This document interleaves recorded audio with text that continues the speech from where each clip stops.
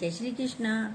आज भगवत गीता के अध्याय 16 का दूसरा श्लोक। मन, वाणी और शरीर से किसी प्रकार भी किसी को कष्ट ना देना, यथार्थ और प्रिय भाषण, अपना अपकार करने वाले पर भी क्रोध का ना होना, कर्मों में कर्तापन के अभिमान का त्याग, अंतःकरण की उपरति अर्थात चित्त की चंचलता का अभाव, किसी की भी निंदादि ना करना, सब भूत प्राणियों में हेतु रहित दया, इंद्रियों का विषयों के साथ संयोग होने पर भी उनमें आसक्ति का ना होना, कोमलता, लोभ और शास्त्र से विरुद्ध आचरण में लज्जा और व्यर्थ चेष्टाओं का अभाव। सारे दिव्य गुण का अध्ययन किया है, इसमें पूरे आ रहे हैं ये इसमें। आज दूसरे श्लोक का अंतिम गुण बता रहे हैं। आज है इस श्लोक का अंतिम गुण क्या है? व्यर्थ चेष्टाओं का अभाव। आप सब इन गुणों से संपन्न होइए, सारे गुणों को अपने अंदर लगाइएगा, तब तो फायदा है, वरना सुनने का कोई फायदा नहीं होता। बोला व्यर्थ चेष्टाओं का अभाव। क्या होती है व्यर्थ चेष्टाएं? व्यर्थ की चेष्टाएं सुनिए, दो तरीके से होती हैं। हमारे शरीर की, हमारी इंद्रियां सारा समय क्या करती हैं? हिल रहे हैं, पैर हिल रहा है, इधर का पैर हिलाया, कभी इधर हिला रहे हैं, कभी यूं कर रहे हैं। इंद्रियां भी हमारी हिलती हैं, सारा समय हिलती हैं, पैर भी हिलते रहेंगे, आंखें भी इधर उधर चलती रहेंगी। क्या हो रहा है, क्यों हो रहा है? आंखों को भी हिलाते रहते, इधर उधर देखती रहती हैं। पूछो तो वैसे ही पता नहीं, ये जवाब मिलेगा।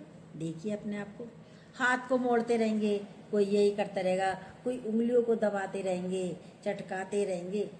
आदत है इंद्रियों को हिलाने की, हिलाते रहते हैं। आंखें देख रही हैं इधर उधर, क्यों देख रहे हैं पता ही नहीं। कान सुन रहे हैं, क्यों सुन रहे हैं इधर उधर की बातें पता ही नहीं। आप जो देख रहे हैं, सुन रहे हैं, उसको ध्यान पूर्वक देखिए ना। फिर तो ये जो हिलना है, काम के समय हिलाइए, काम के समय हिला रहे हैं, भी काम हो रहा है उस समय मत हिलाइए, या कोई काम है तो हिलाइए। काम है, एक्सरसाइज करनी है, बिल्कुल हिलाइए, तब तो हिलाना ही पड़ेगा। कोई आवश्यकता है तो आप ये नहीं कि इंद्रियां दी हैं आप उसको नहीं करेंगे, आप नहीं हिलाएंगे तो उसको यूज नहीं करना है। क्या बिल्कुल करना है, उन्हें व्यर्थ, पर व्यर्थ नहीं करनी है, यूज करना है। समय देखिए क्या कर रहे हो, तब उन्हें हिलाइए। एक ऐसी दृष्टांत है, विवेकानंद जी जा रहे थे रास्ते से, उन्होंने देखा बच्चे कुछ खेल रहे हैं, बंदूक चलाने की प्रैक्टिस कर रहे हैं बच्चे। बंदूक हाथ में थी बच्चों की, निशाना लगा रहे थे बच्चे। जो नदी में कुछ अंडों के छिलके फेंक दिए और बंदूक से उन पर निशाना लगा रहे थे, लेकिन वो अंडे के छिलके पानी के बहाव के साथ आगे चले जा रहे थे। अब उनसे बच्चों से निशाना लगी ही नहीं, नदी तो बह रही थी, इस कारण बच्चों से निशाना नहीं लग रहा था। एक भी निशाना बच्चा लगा नहीं पाया, छिलका आगे निकल जाता था। विवेकानंद वहां से गुजरे, जब उन्होंने देखा कि बच्चे खेल रहे हैं, शौक चढ़ता है ना, अरे आप खेल रहे हो, लाओ हम भी खेल करके देखें जरा, दिखाएं हम। तो कहते हैं लाओ बंदूक हमें दो, हम निशाना लगाते हैं। उन्होंने निशाना लगाया तो एक बार में ही निशाना लग गया। बच्चों ने तो तालियां बजानी शुरू कर दी, अरे आपका तो निशाना लग गया, हम तो इतनी देर से प्रैक्टिस कर रहे हैं, हम तो निशाना लगा ही नहीं पाए, ये छिलका आगे निकल जाता था, हम तो लगा ही नहीं पा रहे थे, आपने कैसे लगाया? विवेकानंद जी बोले, मैं केवल उसी को ही देख रहा था, लक्ष्य पर ध्यान हो, मैं केवल उसी को ही देख रहा था, हमारा ध्यान और कहीं नहीं था।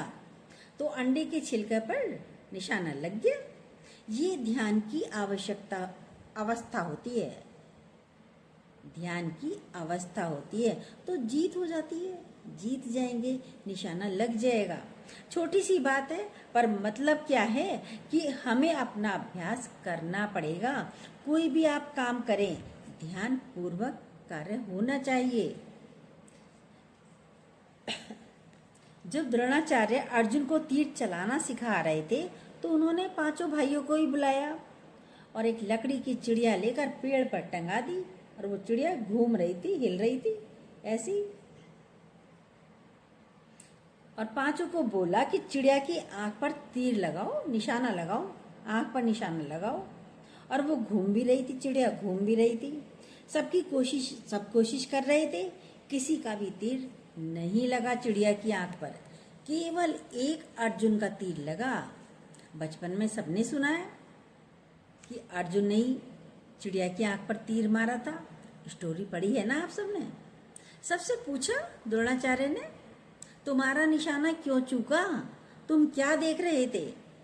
भीम से पूछा सबसे पहले, तो बोला मुझे तो गुरुजन दिख रहे थे, भाई दिख रहे थे, गुरुजन दिख रहे थे खड़े हुए, इसलिए मेरा निशाना चूक गया। दूसरे से पूछा, भाई तुम्हें क्या दिख रहा था? बोला मुझे तो पेड़ दिख रहा था, क्योंकि पेड़ के बीच में लटकाई थी चिड़िया, मुझे तो पेड़ दिख रहे थे, पत्ते दिख रहे थे। तीसरे से पूछा, तुम्हें क्या दिख रहा था? वो बोला मुझे तो पूरी चिड़िया ही नजर आ रही थी, आंख नजर नहीं आ रही थी, पूरी की पूरी चिड़िया नजर आ रही थी। चौथे ने सबने अपना अपना बता दिया। चौथे ने बोला हमें तो आवाजें आ रही थी, इधर उधर से सबकी आवाजें आ रही थी, इसलिए हमारा निशाना चूक गया। पांचवे अर्जुन से पूछा, तुम्हारा निशाना क्यों लगा अर्जुन? बोला मैं तो केवल चिड़िया की आंख देख रहा था, मुझे चिड़िया की सिर्फ आंख नजर आ रही थी गुरुजी, मुझे गुरुदेव और कुछ नजर ही नहीं आ रहा था। आंख देखी तो निशाना लगा भी अर्जुन का। यदि मन कुछ सोच रहा है तो सब चीज खराब हो जाती है। आप खाना बनाएंगे और सोचने में लग गए तो देखिए इतनी देर में दूध निकल जाएगा, चाय निकल जाएगी, आपकी गैस गंदी, आपकी रसोई गंदी, और नहीं तो सब्जी जल जाएगी। आप आकर टीवी में बैठ गए, सब्जी छौंक कर आ गए, भूल गए, सब्जी जल गई, पता ही नहीं, पढ़ के सो गए तो जल जाएगी। देखिए ध्यान, एक काम करिए, एक वक्त में एक काम करिए, इसलिए गुरुजी कहते हैं कुछ सोचते हुए गाड़ी चलाते हो तो एक्सीडेंट कर देते हैं। ध्यान पूर्वक हलचल नहीं होनी चाहिए, ये अभ्यास करिए स्थिर होने का। ये भी एक बीमारी है हलचल की, हिलते रहेंगे, हिलते रहते हैं, शरीर भी चलता है, एकाग्र करिए उसे। हमारा ध्यान दूसरों पर जाता है, वो आगे ना चला जाए, वो आगे ना बढ़ जाए, बिजनेस उसका ज़्यादा ना हो जाए। आप अपने काम पर ध्यान दीजिए ना, उस पर क्या ध्यान क्यों देते हो, वो क्या कर रहा है। इसी प्रकार एक किसान था, खेती करता था पर खेती अच्छी नहीं होती थी, मेहनत तो करता था पर उसकी खेती अच्छी नहीं होती थी, सिंचाई भी करता था, सब कुछ करता था फसल, लेकिन उसकी फसल अच्छी नहीं आती थी। वो संत के पास गया, संत जी पता नहीं मैं मेहनत तो इतनी करता हूँ पर मेरी तो खेती अच्छी होती ही नहीं, मेरी फसल तो आती ही नहीं। बोले बेटा बताऊंगा, जा कर के पहले देख के आऊँ तेरा खेत।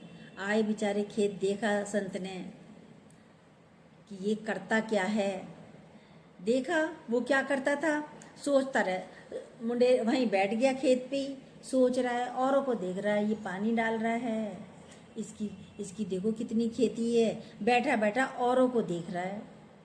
अभी इसने खेत और ले लिया, एक खेत तो था इसके पास, इसने एक खेत और ले लिया।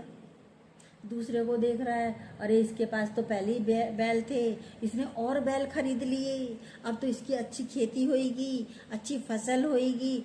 औरों को देख रहा है बैठा बैठा, वहीं बैठा बैठा सोच रहा है, अपने खेत को नहीं देख रहा है। अब तो इसके दूसरे की खेत तो ज़्यादा लहलहाएंगे, मेरी तो फसल हो ही नहीं रही अच्छी। देखिए इसने तो अपनी मैंड भी ऊंची बना ली, मेरी तो वही छोटी की छोटी है। फिर वो संत को भी बोलता था कि देखो संत जी, इसने तो और खेत ले लिया, एक के अलावा और खेत हो गया इसके पास, और उसने तो बैल भी ले लिए, और देखो मैंड भी कितनी ऊंची बना ली इसने। और सबको देखता रहता था, सारी बातें संत को भी बताई, संत ने भी देखा। वो सारा समय दूसरों की खेत देखता था, दूसरों की मैंड देखता था, अपने खेत की और उसने ध्यान ही नहीं देता था कि अपने खेत की मेंढ तो टूटी हुई है, जो पानी करता था डालता था वो पानी दूसरे के खेत में चला जाता था। अपनी टूटी हुई मेंढ नहीं देखी खेत की उसने, दूसरों के खेतों में पानी चला जा रहा है। जब पानी पूरा नहीं मिलेगा खेतों को तो फसल कैसे होगी अच्छी। संत ने बोला, तुम मुझसे रोज पूछते हो बेटा कि तुम्हारी खेती फसल अच्छी नहीं हो रही, इधर आओ हम तुम्हें दिखाते हैं क्यों नहीं हो रही। तुम्हारा पानी तो दूसरे खेत में चला जा रहा है, तुमने अपने खेत पर ध्यान ही नहीं दिया, अपनी मेंढ पर तुमने ध्यान ही नहीं दिया कि टूटी हुई है। ये माइंड, ये चंचल मन, वो कैसा है, वो कैसा है, वो अच्छा है, वो बुरा है, ये कर रहा है, वो कर रहा है, तेरा की इसी में क्यों लगे रहते हो। दूसरे को देखने के चक्करों में आप अपना टाइम वेस्ट करते हो, अपने मन को खराब करते हो। अरे अपना काम कीजिए ना, तुम अपना देखो, तुम्हें कुछ मिलेगा दूसरे का देख के? नहीं। वो अच्छा गाता है, वो अच्छा नहीं गाता है, तुम्हारा की ज्ञानी मस्त रहता है अपनी मस्ती में, अपनी स्थिति में रहता है ज्ञानी।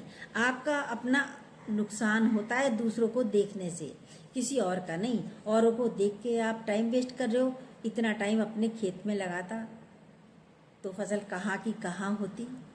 मन और इंद्रियां, बुद्धि हमारी विचलित नहीं रहनी चाहिए। चित्त की चंचलता का हमारा अभाव होना चाहिए, ये चित्त चंचल नहीं होना चाहिए। आजकल तो देखिए लैंग्वेज बहुत बढ़िया है। आज हमें क्या करते हैं, लड़कियां हैं छोटी एज की हैं, बड़ा लो फील कर रहे हैं। भाई तुमने क्या क्या मेहनत करके आ रही हो घर से, कितनी मेहनत करती हो घर में जो लो फील कर रही हो, बताइए। एनर्जी हमारी लो हो रही है आज तो। भगवान ने तो बहुत एनर्जी दी है, खाते पीते भी बढ़िया हो, सारी शक्तियां छीड़ कैसे हो गई, पर सारी शक्तियों को छीड़ करके बैठे हो, क्योंकि सोचते हो, खाली पीली सोचते हो, खा रहे पी रहे तो बहुत अच्छा हो, लो हो कैसे गई सोचने से। कितना अच्छा बोला, हर व्यक्ति के अंदर शक्तियां हैं, देवी शक्तियां बोला है। देवी संपदा आपके पास है, साधारण नहीं, देवी संपदा है आपके पास, और हम लोग इसको व्यर्थ कर देते हैं। खाली क्या करेंगे, सोच रहे हैं, दूसरों को देख रहे हैं, खुद थक रहे हैं। साधारण नहीं है, असाधारण है हर व्यक्ति। परमात्मा ने सबको असाधारण बनाया है, फिर भी कम नहीं है। दूसरों को देख रहे हैं, वो अच्छा है, आप भी तो अच्छे हैं। आप अपने अंदर सारी चीजों को लेकर आइए ना, देवी शक्तियों को लेकर आइए, आपके अंदर देवी संपदा है, करिए काम, उठिए। कहते हैं भगवान राम जब जा रहे थे बीच में समुद्र आ गया, लंका कैसे जाएं, समुद्र आ गया, कोई साधन तो था नहीं। हनुमान जी तो उड़ के चले गए सीता मैया के पास। तो कहते हैं समुद्र से प्रार्थना करी भगवान श्री राम ने, समुद्र मुझे रास्ता दे दो। समुद्र तो कुछ बोला ही नहीं। कहते हैं उनका धैर्य कितना था, 3 दिन तक प्रार्थना करते रहे भगवान श्री राम। आप सब जानते हैं कि शायद इसका मन परिवर्तित हो जाए समुद्र का और हमें रास्ता मिल जाए। 3 दिन तक खड़े रहे श्री राम वहां पर। शक्ति भगवान में बहुत थी, चाहते तो सुखा सकते थे, पर धैर्यता थी। वो तो भगवान थे, उन्हें तो लड़ने की भी जरूरत नहीं थी, ऐसे ही सुखाते एक तीर से। जब वो नहीं हटा तब उन्होंने पुल का निर्माण 3 दिन के बाद किया, पहले से नहीं किया। ये धैर्यता, देखिए कितनी धैर्यता थी। 3 दिन तक इंतजार भी किया। आपका तो कहना कोई ना माने, अभी की अभी थप्पड़ मार दोगे, घर से निकाल दोगे, लड़ाई कर बैठोगे, भिड़ जाओगे उससे। ये जवाब दिया, ये शब्द कहा। उन्होंने 3 दिन इंतजार किया भगवान श्री राम ने। अपने को देखिए क्या कर रहे हैं, खुद भगवान होकर वे समुद्र से प्रार्थना कर रहे हैं और इंतजार भी कर रहे हैं। हलचल नहीं है, क्रोध भी नहीं आ रहा, विचलित भी नहीं हुए। हम छोटी छोटी बातों में विचलित हो जाते हैं, विपरीत ज्ञानी पर विपरीतताओं का उसके ऊपर कोई प्रभाव नहीं पड़ता। कुछ भी हो रहा है वो उनसे प्रभावित नहीं होता परिस्थितियों से। वो शांति से उनका सामना करता है। कैसी भी परिस्थिति हो, कैसी भी हालतें हो, उसका वो सामना करता है। आप तो शक्ति पहले से ही छीण करके बैठ जाते हो, और ये हो गया, बैठ गए, मुझसे तो उठा ही नहीं जा रहा। अरे उठा नहीं जा रहा, क्यों नहीं उठा जा रहा? करिए काम, कुछ भी हुआ है। ज्ञानी डर डर के भागता नहीं है, वो सामना करता है। विवेकानंद एक बार काशी की गलियों में जा रहे थे, विवेकानंद जी, तो उनके पीछे बहुत सारे बंदर पड़ गए और उन्हें डर लगता था बंदरों से। वो आगे आगे भागे जा रहे विवेकानंद जी, बंदर पीछे पीछे, और बंदर भी बहुत सारे। पूरी बंदरों की फौज विवेकानंद के पीछे पड़ गई। वो डर रहे थे, विवेकानंद तो भागे जा रहे थे, भागे जा रहे थे। आखिर भागते भागते हांफ गए, थक गए। अब बंदरों के आगे तो कोई कैसे भाग सकता है? बंदर तो बहुत तेज भागते हैं, उनसे कोई तो मुकाबला कर नहीं सकता। विवेकानंद जी थक गए।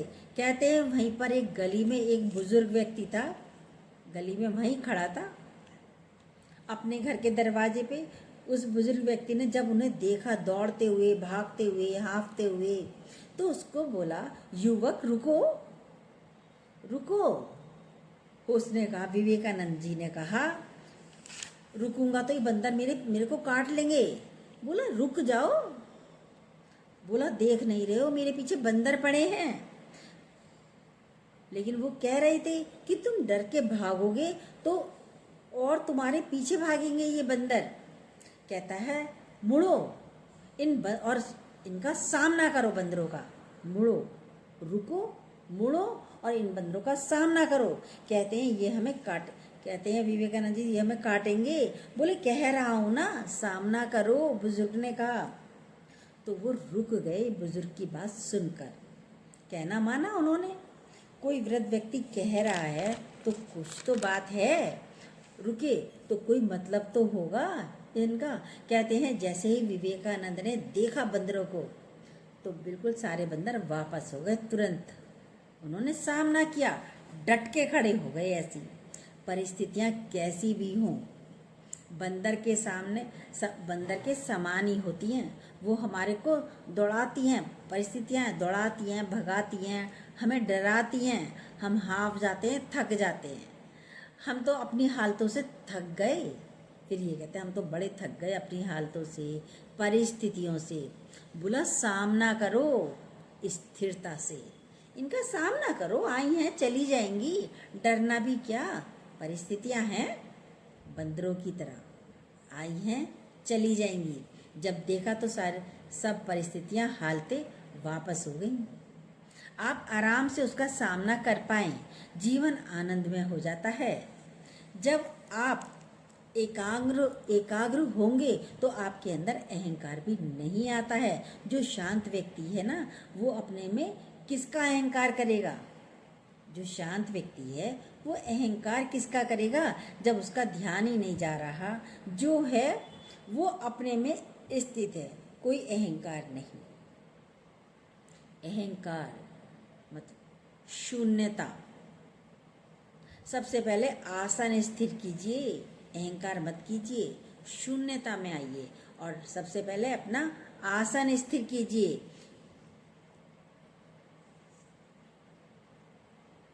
बुढ़ापे में स्थिर हैं, हम बोलते हैं जब मैच्योरिटी होगी तो आपके अंदर स्थिरता होगी। बच्चा हिलता डुलता है, बच्चे में स्थिरता नहीं होती। बच्चा हिलता है, तभी बड़ा आदमी कोई हिलता है तो कहते हैं ना, अरे क्यों बचकानी हरकतें कर रहे हो। बच्चे हिलते डुलते हैं, बच्चों से कहो सीधे बैठ जाओ, वो नहीं बैठ सकते। मन को भी चला रहे हैं तो ये भी बचकानी हरकतें हैं। और जब आपका मन स्थिर होगा, आपको निर्णय लेने में हलचल नहीं होगी। दिमाग में हलचल है तो डिसीजन नहीं ले पाते हैं। सब बोलते हैं हमारे को तो बड़ी हड़बड़ी है, ट्रेन ना छूट जाए, ट्रेन ना छूट जाए। अरे ट्रेन छूटेगी क्यों? 1 घंटा पहले जाइए स्टेशन पर, बिल्कुल नहीं छूटेगी। अब आप एट ए टाइम जाओगे तो बिल्कुल छूट जाएगी। जहाँ हड़बड़ी है तो वहाँ गड़बड़ी भी है।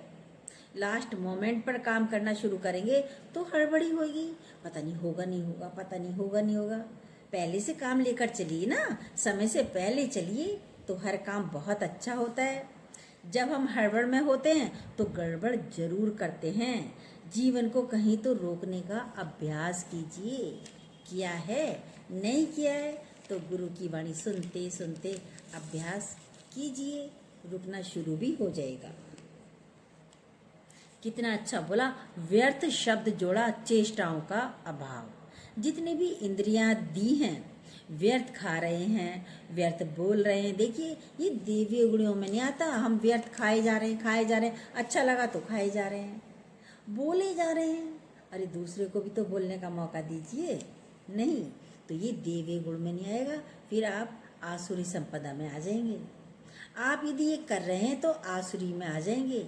देवी गुण वाले क्या होते हैं? उनका शरीर स्थिर होता है। पतंजलि में सबसे पहले आसन बोला है, स्थिर आसन। स्थिरता होनी चाहिए।